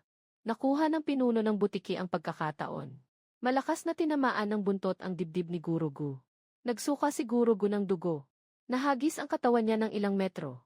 Malakas na bumagsak sa lupa. Hindi na makabangon. Guro ko. Sumigaw si Kifi. Kasama ang ilang sundalo, tumakbo siya papunta roon. Naisa nang iligtas si Guro ko. Sa oras na ito, tuluyan ng bumagsak ang depensa ng base. Ang mga sundalo ay may mga mukhang puno ng dalamhati. Nagsimula silang maglabas ng natitirang granada. Handa nang makipagsapalaran sa butiki. Sa gitna ng napakahirap na sitwasyon, biglang nag-alab ang dagat sa tabi ng base. Nagliliyab ang tubig dagat, na may puting bula. Isang nakakatakot na amoy ang nagmula sa tubig dagat. Lahat ng butiki ay huminto sa kanilang galaw. Punong-puno ng takot ang kanyang mga mata. Lahat ay nagsimulang umatras. Kahit ang mapagmataas na lider ng mga butiki ay nagmukhang nag-aalangan din. Naramdaman niya ang isang lakas na lampas sa kanya. Sa oras na iyon, si General Qi ay lumapit kay Master Gu, nagising na rin. Nangungusap ng bulong-bulong, na kayang pakuluin ang tubig ng dagat. Kung may halimaw sa ilalim ng tubig, tiyak na ang lakas nito ay umabot sa nakakatakot na. Pagkasabi niya nito, ako'y tumalon mula sa tubig na mailiwanag ng ginto. Ang malaking katawan ay bumagsak sa dalampasigan. Agad na nayanig ang lupa. Nang ako'y tumayo sa harap ng pinuno ng butiki, ang haba nitong 20 metro. Kumpara sa 15 metro kong katawan, mukhang medyo maliit ito. Ang gintong panangga ko ay naglalabas ng nakakasilaw na gintong liwanag. Ang lila na apoy ay unti-unting sumisindi sa bibig ko. Lalong umiinit ang hangin sa paligid. Yung kanina ay mapagmataas na uod na may mga pangil. Ngayon ay unti-unting umatras. Natatakot ang pinuno ng mga butiki. Humarap siya at gustong tumakas papunta sa dagat. Numintog ang aking mga mata. Gamitin ang kakayahang sumugod. Nagbago ang anyo niya at naging isang gintong anino. Biglang sumugod sa harap niya. May malakas na tunog na crack. Nabali ang dibdib ng pinuno ng mga butiki. Dumadaloy ang berdeng dugo. Naglabas ito ng isang malungkot na sigaw. Nangyaring matigatig na naglakad ng ilang hakbang. At biglang bumagsak. Ganap na naubos ang buhay. Ang ibang butiki ay natakot at nagtakbuhan sa iba't ibang direksyon. Paano ko ito basta-basta pakakawalan? Sumabog ang apoy na tila salamin mula sa aking bibig. Ang dilaw na apoy ay agad na lumagablab sa buong lugar. Ilang butiki na mabagal tumakbo. Agad na nasunog at naging abo. Ang natitirang ilan ay isa-isa kong itinaboy. Isang saksak ng pangil. At agad na namatay. Biglang tahimik ang dalampasigan. Tanging ang mabibigat na paghinga ng mga sundalo ang naririnig. Tinitingnan nila ang aking malaking katawan. Puno ng gulat at paggalang ang kanilang mga mata. Walang naglakas loob na kumilos. Kamakailan lang, ang 15 butiki ay naglagay sa kanila sa bingit ng kapahamakan. At ako, sa loob lamang ng ilang minuto, ay naalis ang lahat ng butiki. Napakalakas ng aking kapangyarihan. Nakilala din ako ni General Kifi. Siyang iyon, ang Wild Boar King na matagal na nilang minamanmanan. Itinaas ko ang kanang paa ko. Itinuro ko ang bangkay ng butiki sa lupa. At itinuro ko ang yungib sa malayo. Ipinakita ko sa kanya na dalhin ang mga bangkay sa aking lungga. Agad na naintindihan ni Kifei ang ibig kong sabihin. Nagpakita siya ng kasiyahan sa kanyang mukha. Agad na sumigaw sa mga sundalo. Bilisan ninyo ang pag-aayos sa lahat ng bangkay ng butiki. Dalhin ito sa yungib ng hari ng mga baboy ramo. Mag-ingat sa mga galaw. Walang dapat maging tamad. Pagkatapos, siya ay lumuhod ng malalim sa akin. Sa isang magalang na tono, salamat sa hari ng mga baboy ramo sa pagtulong. Hindi ko kayang suklian ang iyong kabutihan. Kung sakaling kailanganin mo sa hinaharap, tiyak na tutulong ang aming base sa Zenhai. Inilayo ko ang aking ulo. Hindi ko siya pinansin. Tumalon ako sa dagat at lumangoy patungo sa yungib. Ang mga bangkay ng butiki. Ngunit ito ang pinakamahusay na pagkain para mapataas ang aking lakas. Pagkatapos kong bumalik sa kuweba, nakatulog ako ng mahimbing. Nang magising ako, napansin ko na si Kifei ay nagpadala na ng tao. Nang higit sa 10 katawan ng mga butiking isda sa pintuan ng kuweba, na nakakalat na parang isang maliit na bundok.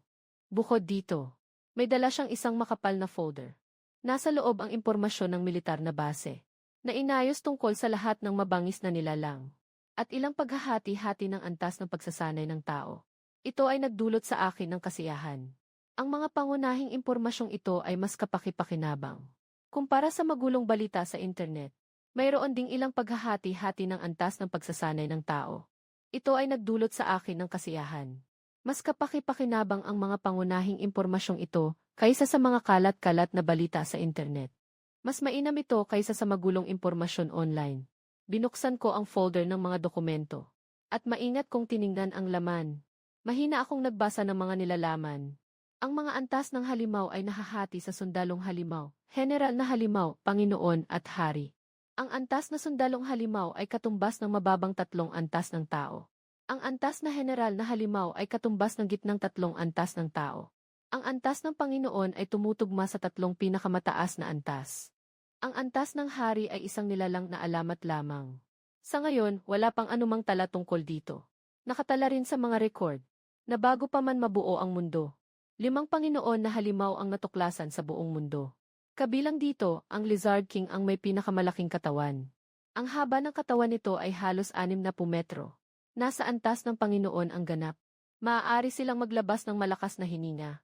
Ang lakas ay kasing taas ng pinakamataas na tao sa 3 antas. Mayroon pang 4 na halimaw sa antas ng Panginoon. Nakatago sa malalim ng mga bundok ng Kunlun. Hindi tiyak ang kanilang tiyak na lakas at anyo. At ang mga nilalang na aking pinatay na mga galamay na butiki. Karamihan sa mga ito ay mga mataas na sundalo ng hayop. Tanging ang 20 metrong haba na butiki ang namumuno, na umabot sa rurok ng antas ng halimaw. Nilamon ko ng buo ang mga higanting butiki na ito. At saka ko lang napagtanto na katumbas lang sila ng mga mataas na antas ng halimaw. Ako, ang dakilang hari ng mga baboy ramo. Dapat ay makakain ng ilang halimaw sa antas ng halimaw. Kayo rin, kumain na kayo ng marami. Habang lumalaki ang laki ni Leopard 1 at Leopard 2, mas malakas na ang kanilang kakayahang umintindi. Ang 2 magkapatid ay sumigaw ng may paggalang. At nagpunta na upang kumain ng mga higanting butiki. At ako naman ay walang pag-aalinlangan. Napatuloy na nilamon ang natitirang mga higanting butiki. Talagang karapat-dapat sa antas ng halimaw na Beast General. Sa bawat nilamon kong isa, diretso akong nadagdagan ng 200 puntos ng lakas. Suriin ng sistema ang aking mga katangian. Uri, ginto na baka. Timbang, 30,000 kilo. Lakas, 3,000 puntos. Kondisyon, 2,900 puntos. Kasanayan, tiyan ng halimaw, sining ng pagsipsip, ginto na bituin ng apoy. Napansin ko na nang umabot ang aking haba sa 15 metro. Hindi na ito lumago. Pero sapat na ito. 15 metro ang haba. 6 metro ang taas. Kasama ang matigas na baluti at malalakas na kakayahan. Kahit na makatagpo ng mga halimaw na pang-leader, may laban ako. Anong mga kondisyon para sa susunod na ebolusyon ng sistema? Dapat umabot ang timbang sa 100,000 jin. Kapag umabot ang lakas at pisikal na anyo sa 10,000 puntos, maaaring matrigger ang susunod na ebolusyon. 100,000 kilo, 10,000 puntos ng lakas at pisikal na anyo. Nagulat ako sa aking isipan. Mukhang kailangan kong pumatay ng mga Lord level na halimaw para makapag-evolve muli. Ngunit ang mga Lord level na halimaw ay napakabihira. Sobrang layo ng Kunlun Mountains. Muling nasa malalim na dagat ang hari ng mga lizard. Sa sandaling ito, hindi ko rin mahanap ang tamang target. Binuksan ko ang telepono ko. Ngayon, bumalik na ang komunikasyon. Nagkagulo ang lahat ng platform sa China. Lahat tungkol sa mga halimaw na sumalakay sa syudad. Balita tungkol sa mga tao na nagsasanay at lumalaban. Isa sa mga balitang ito ang nakatawag ng pansin ko. Mabilis na balita mula sa aming istasyon. Isang 7 metrong gintong leon ang lumitaw sa pamilihan ng Dikhay. Ayon sa opisyal na pagsusuri, ito ay nasa antas ng hayop na general, unang antas. Mabagsik ang ugali. Dahil dito, maraming tao ang nasaktan at namatay. Ang militar at mga tagapagsanay ay nagpunta upang tumulong. Ang AZH ay hindi malayo sa gubat ng Timog Rehiyon. At saka, ito ay isang beast general level na halimaw. Tamang-tama para mag-practice. Kasabay nito, makakakuha tayo ng enerhiya para sa ebolusyon. Leopard 1 at Leopard 2. Dapat na tayong pumunta sa lungsod. Tinawag ko ang dalawang kasama. Sila ngayon ay lumaki ng napakalakas. Higit sa 5 metro ang haba. Ang lakas ay umabot na sa rurok ng antas ng mga halimaw. Tama lang na sumama sa akin para mag-ensayo. Magpatuloy tayong maglakad. Lalong lumalago ang gubat. Lalong tumitindi ang amoy ng mga halimaw sa hangin. Alam kong sa harap ay tiyak na may mas marami pang malalakas na halimaw na naghihintay sa akin. At ang aking landas ng ebolusyon ay magsisimula dito. Nagpapatuloy sa paglalakbay sa mapanganib na lungsod. Sa huli, ang layunin ko, si Zubatin, ay maging isang makapangyarihang tao na nangingibabaw sa buong mundo. Ang 10,000 G na timbang ay hindi talaga makakapigil sa akin. Sa wakas, nakalakad na tayo sa huling makapal na gubat. Ngayon, malaki ang pagbubukas ng paningin. Ang sirang baybayin ng lungsod ay sumilay sa paningin. Bumabagsak ang mataas na gusali. Barado ang daan ng mga abandonadong sasakyan at mga labi ng halimaw. Kasabay ng malakas na tunog ng mga baril. Naririnig ang ingay ng mga tangke mula sa malalim na bahagi ng kalye. Nanginig ang lupa sa lakas ng tunog. Tumingin ako sa malayo. Nakita ko ang isang dambuhalang leon na buong katawan ay kulay ginto, na nagwawala sa gitna ng isang hukbo ng 79 na mga tangke. Ito ay maihaba na higit sa 7 metro. Ang matutulis na kuko ay kumikislap. Sa bawat pagtalon, isang tangke ang naiipit at nalulubog. Ang makakapal na armor sa harap nito ay parang manipis na papel. Isa na namang malakas na hampas. Ang baril ng isa pang tangke ay tuwid na nabali. Napilitang iwan ng trooper ang sasakyan para makaligtas. Sa sandaling ang mga tangke ay nasa bingit ng pagkawasak. 3 itim na anino ang tumalon mula sa bubong ng mga guho. Ang mga malamig na armas sa kanilang mga kamay ay kumikislap. Diretso silang tumakbo patungo sa higanting bangkay. Ang 3 ito ay mga mandirigma na ipinadala ng Asosasyon ng mga Mandirigma ng Huaxia. Nakasuot sila ng matibay na kasuotan. Nakahawak ng mahabang espada at mahabang tungkod. May matatag na aura. Nasa antas na ng 6 rank fire realm. May isang dalagang nakasuot ng mapusyaw na asul na kasuotan. Mailiksi sa katawan. Medyo mahina ang aura. Ngunit naabot din ang peak ng 7 rank steel bone realm. Nang bumagsak ang babae, medyo natigilan siya. Itinaas ang kamay upang punasan ang alikabok sa kanyang bibig. Sa isang seryosong tono, sinabi niya sa 2 tao sa tabi niya. Kapatid, ang lakas ng gintong leon na ito ay lampas sa inaasahang impormasyon. Ang kanyang balahibo ay pinatibay ng espiritual na enerhiya. Ang tigas nito ay kasing hirap ng diamante. Mahirap itong labanan. Ang mandirigma na maihawak na mahabang tungkod ay tumigil sandali. Nakatingin ng mabuti sa galaw ng higanting leon, mahinang sinabi. Ito ang hari ng mga leon na tumakas mula sa zoo ng Lehigh City. Matapos ang muling pagbangon ng espiritu, nagbago ito at naging antas ng Beast General. Ayon sa impormasyon, may kasama itong 5 batang leon na antas ng Beast Soldier. Malaki ang posibilidad na nakatago sila sa mga kalapit na guho. Kakausapin natin ito mamaya. Ikaw ang bahala sa kaliwang bahagi. Ako at ang aking kapatid na disipulo ang pangunahing aatake sa harapan. Siguraduhing mag-ingat. Huwag magpapaugat sa mga pangil nito. Nang marinig iyon, sabay na tumango ang 2 tao. Lalong naging seryoso ang kanilang mga mukha. Ang mga mandirigma sa antas ng 6 na pakikipag-ugnayan ay kayang humugot ng espiritu ng kalikasan sa kanilang katawan. Kasama ng malamig na sandata, maaaring ma-maximize ang kanilang lakas sa laban. Ngunit sa harap ng mga halimaw ng antas ng Beast General, wala pa ring tiyak na katiyakan. Ang katawan ng mga halimaw ng antas ng Beast General ay paulit-ulit na pinatibay ng espiritual na enerhiya. Ang kanilang atake at depensa ay lampas sa mga tao sa parehong antas. Sa kaunting pagkakamali, tiyak na masisira. Hindi pa natatapos ang kanyang sinasabi. Ang mandirigma na maihawak na mahabang kutsilyo ay unang umatake. Tumalon siya ng mataas. Tinatayang 5 o 6 na metro ang taas. Ang mahabang kutsilyo sa kamay ay may kasamang maputlang asul na espiritu. Naging isang sinag ng pilak. Matinding tumama sa leeg ng gintong leon. Ngunit ang gintong leon ay mas mabilis kaysa sa inaasahan. Biglang umikot ang ulo upang umiwas. Ang kanang pangil ay may kasamang humuhuni na hangin. Diretso itong tumama sa mahabang kutsilyo. Isang malakas na tunog. Ang mahabang kutsilyo ay bahagyang yumuko. Ang mananayaw ay nauntog sa malaking puwersa at patuloy na umatras. Naramdaman ang panghihina sa dibdib. Halos sumuka ng dugo. Nakita ng natitirang dalawa. Agad silang nagkaisa at umatake. Ang mananayaw na may mahabang tungkod ay humampas ng pahalang. Sa ilalim ng espiritu, nagliliwanag ang katawan ng baston. Diretsyong tinatamaan ang tiyan ng gintong leon. Ang babae naman ay mabilis ang galaw. Lumiko sa likod ng gintong leon. Diin ang mahabang kutsilyo. Diretsyong tinatarget ang liig sa likod nito. Pero ang gintong leon ay hindi naguguluhan kahit kaunti. Biglang sumalubong ang buntot. Pinatalsik ang mandirigmang may mahaba at matibay na tungkod. Kasabay nito, umatras siya at isang palad ang ibinigay. Malakas na tinamaan sa dibdib ng babae. Nagsigaw ang babae sa sakit. Dugo ang lumalabas sa kanyang bibig. Napalipad siya. Bumangga sa sirang pader. Nabitirin ang matalim na espada.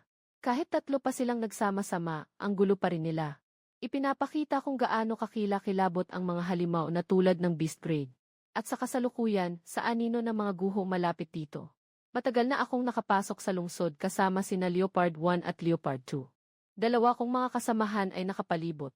Sila ay nakikipaglaban sa higit sa 10 leon na maihabang 5 metro. Ito ang mga beast soldiers na maliit na kasamahan ng Golden Leon. Naisip nilang aatakihin ako ng palihim. Ngunit nauna pa ang Leopard 1 at Leopard 2 sa pag-atake. Ngayon, ang Leopard 1 at Leopard 2. Hindi na yung maliit na hayop noon. Mas naging magkaisa pa sila. Ang Leopard 1 ang humahadlang sa harap, habang ang Leopard 2 ay pumasok sa likod para sumugod. Sa loob ng kalahating oras, mahigit sa kalahati ng mga batang leon ang kanilang pinatay. Ang natitirang ilan ay nanginginig sa takot. Nais nilang tumakas. Nagtanong ba sila sa akin kung makakatakas? Nakangiti ako ng may pang-aasar. Bumuka ang aking bibig at nagbuga ng isang sinag ng apoy. Nais nilang tumakas. Nagtanong ba sila sa akin? Nakangiti ako ng may pang-aasar. Bumuka at nagbuga ng isang sinag ng apoy. Ang mapusyo na gintong apoy ay agad na humawak. Sa 2 leon na tumatakbo sa unahan. Agad silang naging abo. Ang natitirang ilan ay mabilis na nahabol ni Leopard 1 at Leopard 2. Isang kagat, putol ang liig. Matapos ang labanan, 2 nakababatang kapatid ang may dalang pinakamalaking leon cub. Lumapit sa harap ko. Maliit na bumubulong, nagmamayabang. Natikman ko na ang isang leonet. Binulunan ko lang ng ilang higop. Sa loob ko, naisip, magpapastol ang sandata ng 1,000 araw. Gamitin ang sandata 1 beses lang. Hindi na sayang ang pagpapalaki sa 2 batang ito. Sa gitna ng kalye, patuloy ang matinding labanan. Ang 3 mananayaw ay nasa bingit ng pagkatalo. Maraming sugat sa kanilang katawan. Nasa alanganin ang kanilang hininga. At ang gintong leon ay may mga sugat lamang. Na mababaw sa kanyang balat. Ngunit siya ay nananatiling mabangis. At patuloy na humahagupit sa 3. Tumingin muna ako sandali. Naging boring. Matagal nang nakikipaglaban ang 3 sa Golden Leon. Hindi pa nila tuluyang nababasag ang depensa ng kalaban. Kung magpapatuloy pa, malaki ang sansa na mapahamak sila. Kayong 2, magbaba kayo, panoorin niyo ako. Ipapakita ko sa inyo kung ano ang tunay na lakas. Ngumiti ako sa Leopard 1 at Leopard 2. Agad na nag-urong ang 2 maliit na alaga na parang hindi mapakali. Maingat na tumayo sa tabi. Napansin ng Golden Leon ang aking amoy. Biglang huminto sa pag-atake. Napatayo ang balahibo sa buong katawan. Punong-puno ng pag-iingat at pag-iwas ang mga mata niya. Malinaw niyang nararamdaman. Ang lakas ng gintong halimaw sa harap ko ay lampas sa akin. Harapin ang gintong leon na handang-handa. Tila wala akong pakialam. Dahan-dahan akong umuusad. Ang semento sa ilalim ng aking mga paa ay bahagyang nag-crack. Bigla akong bumilis. Ang aking anyo ay naging isang gintong anino. Diretso akong bumangga sa gintong leon. Walang oras ang gintong leon na tumugon. Ang malaking katawan ay naitapon sa ere. Umabot ng higit 10 metro ang taas. Pagkatapos ay bumagsak ng mabigat sa lupa. Nagbuga ng gintong dugo. Nagsikap na makabangon. Ngunit hindi na siya nakapagsimula muli. Ang eksenang ito ay nag-iwan sa lahat ng naroroon na nakatulala. Ang gintong leon na hindi kayang talunin ng mga tangke. Bigla na lang pinatay sa isang suntok ng makapangyarihang nilalang na ito. Ang middle-aged na komandante ng pangkat ng mga tangke, si Shen Go. Nakangisi ang noo. Hindi sinasadyang tinutukso ang takip ng tangke gamit ang daliri. Pagkatapos ng ilang sandali, matapang niyang binuksan ang takip. Biglang tumalon pababa. Hindi niya makalabas. Maaga sa labas, delikado doon. Agad na pinayuhan ng komunikasyon ang kasama ko. Sa tono nito ay puno ng pag-aalala. Ngunit tumango si Shen at nagpatuloy. Matatag ang tingin niya habang nilalakad papunta sa akin. Walang masamang balak ang dambuhalang hayop na ito. Kakatulong lang siya sa akin kanina. Sa kabilang banda, matapos kong talunin ang gintong leon, hindi pa ako nagmamadaling lusubin. Ang enerhiya mula sa unang yugto ng Beast Tire ay hindi gaanong nakakaapekto sa akin. Ngayon, ang pinakakulang ko ay ang mga palatandaan ng mga monster na nasa level ng Lord at nasa kamay ng opisyal na ahensya ng China. Ay tiyak na may impormasyon na kailangan ko. Nang naisip ko iyon, ngumiti ako ng matalim. Isang kislap ng liwanag. Ang ulo ng gintong leon ay aking tinaga. Pagkatapos ay tinadyakan ko ito. Ang dugong-dugo na ulo ng leon ay eksaktong nahulog sa paanan ng Shengo. Nanginig si Shengo. Tumingin siya sa ulo ng leon sa kanyang paa at muling tumingin sa akin. Sa kanyang mga mata, biglang lumitaw ang isang piraso ng paggalang at pagkabigla. Agad niyang naintindihan ang aking ibig sabihin. Ang ulo ng leon na ito ay ang aking inaalok na sanga ng olibo. Ito ay ginamit bilang kapalit para sa impormasyon. Kaagad na lumabas ang 15 sundalo mula sa tangke.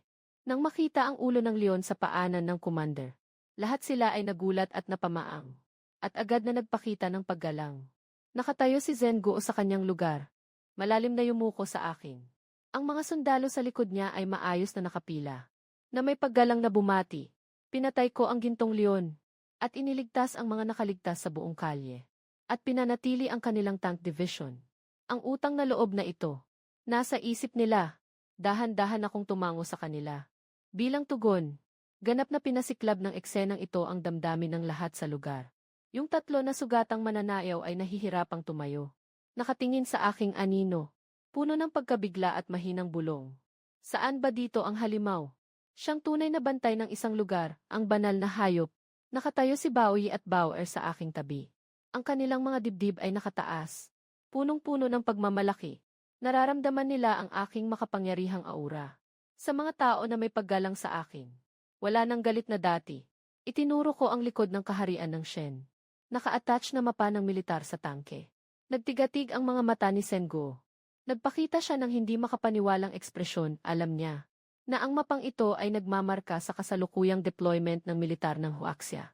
Mga lugar ng mga halimaw at mga punto ng mga nakaligtas. Ito ay isang ganap na lihim ng militar. Ngunit sa pagtingin sa aking mga mata, wala siyang kahit kaunting pag-aalinlangan. Tanggalin ang mapa. Ibigay mo sa akin gamit ang 2 kamay. Dahan-dahan kong ginamit ang pangil upang kunin ang mapa. Matapos kong tiyakin na tama ito, kinuha ko ang bangkay ng gintong leon. At inutusan si Leopard na sumunod. Lumiko ako at naglakad palabas ng kalye. Lahat ng mandirigma at sundalo ay tahimik na nakatayo sa kanilang lugar. Sumusubaybay ang tingin ko. Hanggang sa nawala na ako sa dulo ng mga guho. Bumalik ng dahan-dahan ang tingin. Tahimik na nakatayo ang lahat ng mandirigma at sundalo. Sumusubaybay ang tingin nila sa akin. Hanggang sa nawala na ako sa dulo ng mga guho. Bumalik ng dahan-dahan ang tingin nila. Habang nagmamadali ako sa daan. Habang tinitingnan ang mapa. Kasama ang mga dokumentong iniwan ni Kifei. Lalo pang bumigat ang aking kalooban. Sa kasalukuyan, ang China ay nahaharap sa isang hindi pa nakitang krisis. Sa ilalim ng dagat, nakatago ang bilyon-bilyong halimaw. Hindi na lamang mga lizard na may mga pang-ugnay. At mayroon ding malalaking malalim na dagat na mga alimango. Mga higanting pusit na kayang magbuga ng malamig na yelo. Sila ay nag-i-evolve ng mabilis. Matapang na nakatingin sa baybayin ng China. Sa lupa, ang mga pangunahing lungsod ay napalibutan ng mga kagubatan. Nagkakalat ang mga halimaw. Ang mga nakaligtas ay napipilitang magkubli sa mga gusali. At nagsusumikap na makaligtas. Binuksan ko ang cellphone. Nalaman kong ang mga pangunahing social media ay wala nang ingay tulad ng dati, na naging labis na tahimik. Sa wakas, tunay na naramdaman ng mga tao ang brutal na pagbabalik ng espiritu. Wala nang bulag na optimismo. Mas marami ang nagtutulungan at nag-uudyok sa isa't isa. Nagsama-sama upang magpalitan ng mga materyales. Nagkaisa para sa init. Isang mensahe ang nakakuha ng aking atensyon. Mahalagang abiso. Opisyal nang itinatag ang kanlungan ng mga nakaligtas sa Lancheng. Nasa daan na ang suporta ng militar. Mangyaring magtungo sa kanlungan ng mabilis ang mga nakaligtas na hindi pa nakalikas. Sa kasalukuyan, mayroong 5,300 na mga halimaw na antas ng hayop na natagpuan sa Lancheng. 50 na antas ng halimaw. Ang kasalukuyang apoy ay hindi na kayang supili ng buo. Ang base ay nahaharap sa panganib na masakop. Hindi ko maiwasang magtaka. Mayroong higit sa 5,000 na halimaw sa isang lungsod. Para sa mga karaniwang tao na walang armas. Walang duda na ito ay isang malaking sakuna. Mas nakakatakot pa ay. Habang patuloy na lumalakas ang espiritu. Mas dumarami ang mga hayop na may antas. Kahit ang mga halimaw na may antas ng Panginoon. Mula sa malalalim na gubat, matataas na bundok at mga lihim na dagat. Patuloy na nililimitahan ang espasyo ng tao para mabuhay. Di nagmamaliw. Nakapasa na tayo sa palengke sa baybayin. At nakatagpo ng ilang hayop na may antas ng sundalo sa daan. Ayaw ko nang makialam ng personal. Ipinapasa ko kay Leopard 1 at Leopard 2 ang solusyon. Para sa kanila itong maging pagsasanay. Samantalang ako, may malinaw na plano na sa isip. Una, lilihis ako papunta sa base ng Blue City para tingnan. Kung makakahanap ako ng mga pahiwatig tungkol sa mga Lord level na halimaw, mas mabuti. Kung wala, diretsyo na akong pupunta sa baybayin sa timog. Doon, maraming halimaw. At may mga bulong-bulungan na may isang halimaw sa dagat na katulad ng isang Panginoon. Na madalas na naglalakad malapit sa baybayin kamakailan. Ito ang pinakamainam na layunin para sa aking susunod na ebolusyon.